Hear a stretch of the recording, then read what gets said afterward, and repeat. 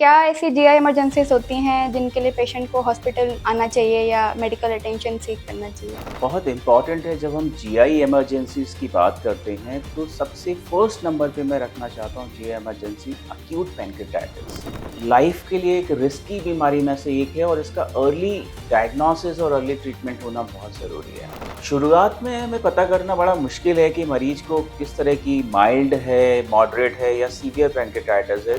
Sir, इन patients को हम कैसे इन्वेस्टिगेट या कैसे इनको आगे अपन फर्दर अप्रोच कर सकते हैं? अगर मरीज को किसी भी फॉर्म में वॉमिटिंग में ब्लड आता है तो ये नॉर्मल नहीं है, उसको इग्नोर नहीं करें। हमें ये देखना ज़रूरी है कि आजकल हम देखते हैं कि लोगों में फ़ियर है एंडोस्कोपी से रिलेटेड कि एंडोस्कोपी बहुत एक इन्वेसिव पेनफुल प्रोसीजर है। पेशेंट की एज ज़्यादा है, 60 प्लस है, तो एक हाई लाइक्लीहुड है कोलोन कैंसर्स के।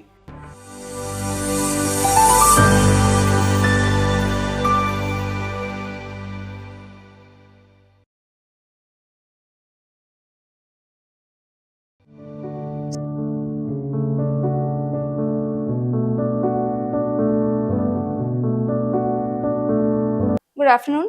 Today the topic for the podcast is GI emergency, and we are thrilled to have with us Dr. Neeraj Nagaich, who is working as a senior consultant at Fortis Hospital, Jaipur. तो sir, क्या ऐसी GI emergencies होती हैं जिनके लिए patient को hospital आना चाहिए या मेडिकल अटेंशन सीक करना चाहिए? बहुत इम्पॉर्टेंट है। जब हम जीआई इमरजेंसीज की बात करते हैं तो सबसे फर्स्ट नंबर पे मैं रखना चाहता हूँ जीआई इमरजेंसी अक्यूट पैंक्रेटाइटिस।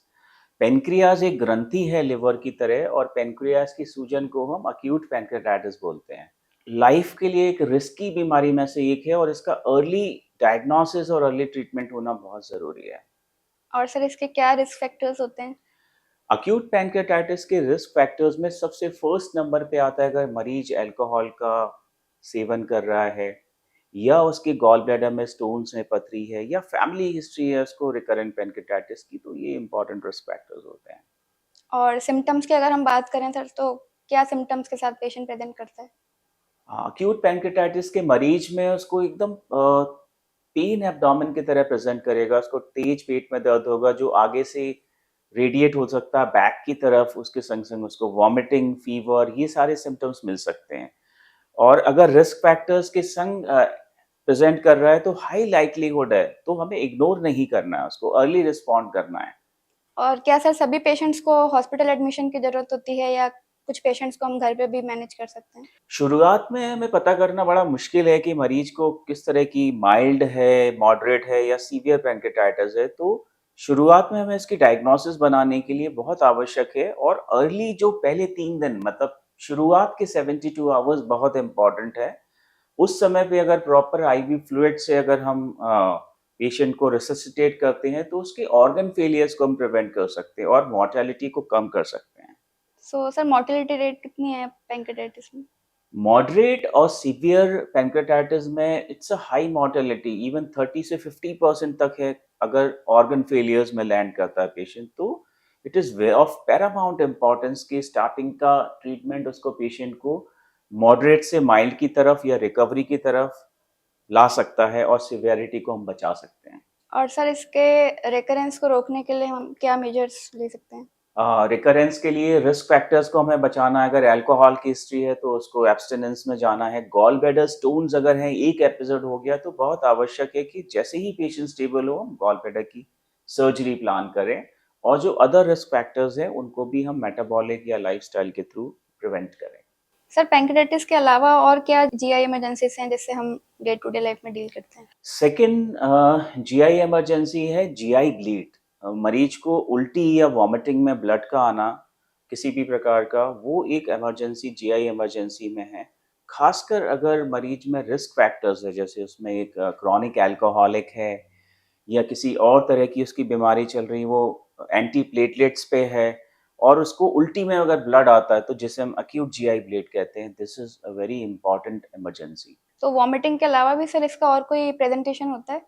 हाँ, कुछ मरीजों में अगर वॉमिटिंग के अलावा वो ब्लड एंड स्टूल्स की तरह भी प्रेज़ेंट करते हैं, लोअर जीआई ब्लीड जिसे हम कहते हैं, उस फॉर्म में भी प्रेज़ेंट कर सकते हैं। और इनिशियली अगर ज़्यादा ब्लीड है, पेशेंट का इंटरनल ब्लीड है, एक्सटर्नली नहीं आ रहा, तो कई बार उसका हाइपोटेंशन की वजह से चक्कर, घबराहट या ब्लड प्रेशर ड्रॉप होना, ये भी प्रेज़ेंटेशन होते हैं।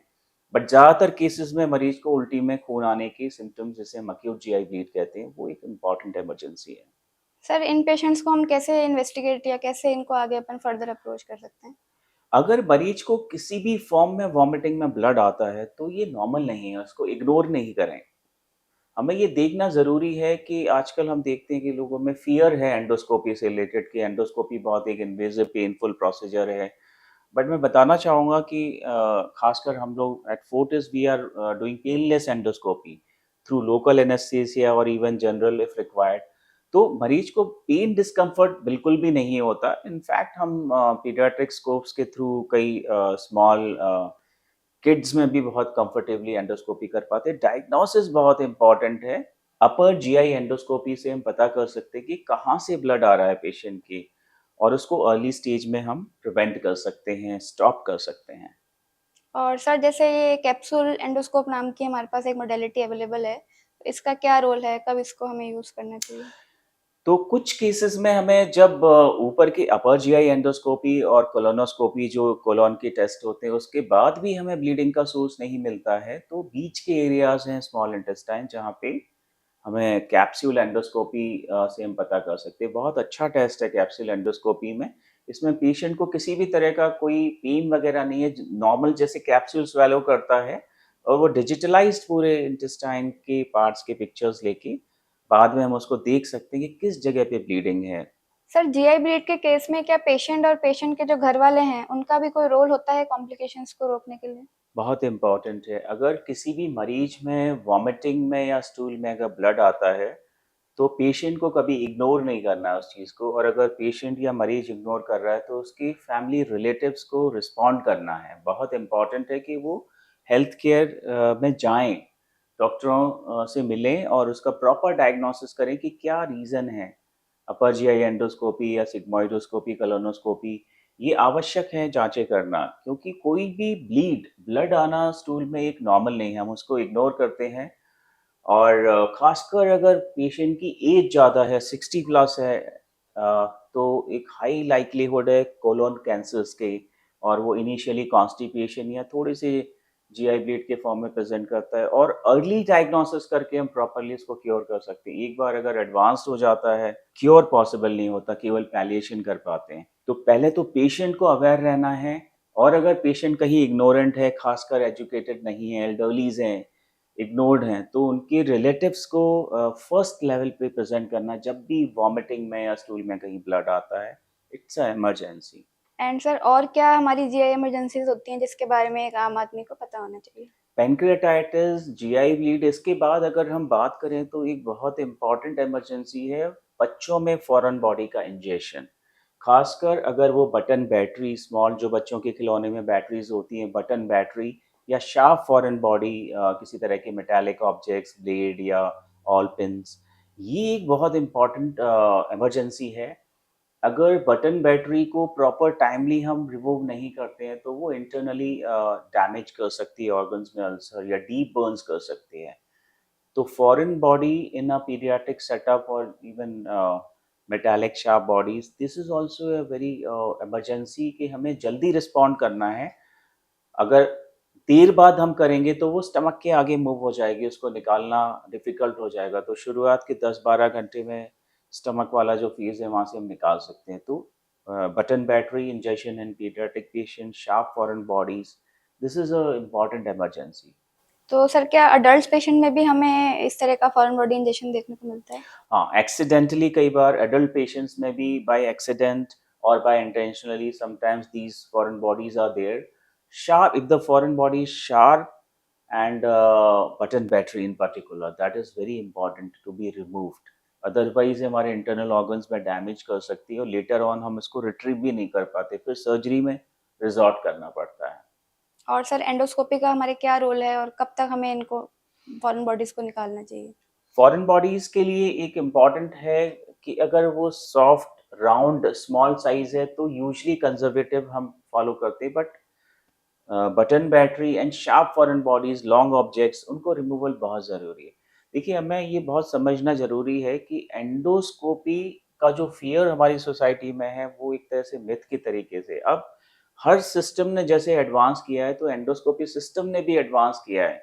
तो हमें उस फ़ियर और फ़ोबिया को हटा के चेस्ट जो कि बहुत मिनिमल पेन और डिस्कम्फर्ट में इवन पेनलेस तरीके से भी हो सकता है, वो हमें सारी जीआई के बारे में एक बहुत एक्यूरेट इन्फॉर्मेशन दे सकता है। ख़ासकर अगर फैमिली में कोई हिस्ट्री है कैंसर की, मैलिग्नेंसी की या वेट लॉस हो रहा है, जीआई ब्लीड हो रहा है, तो बहुत इम्पॉर्टेंट है कि हम एंडोस्कोपी या कोलोनोस्कोपी करके डायग्नोसिस बनाएं और डिसीज को early prevention and cure possible है।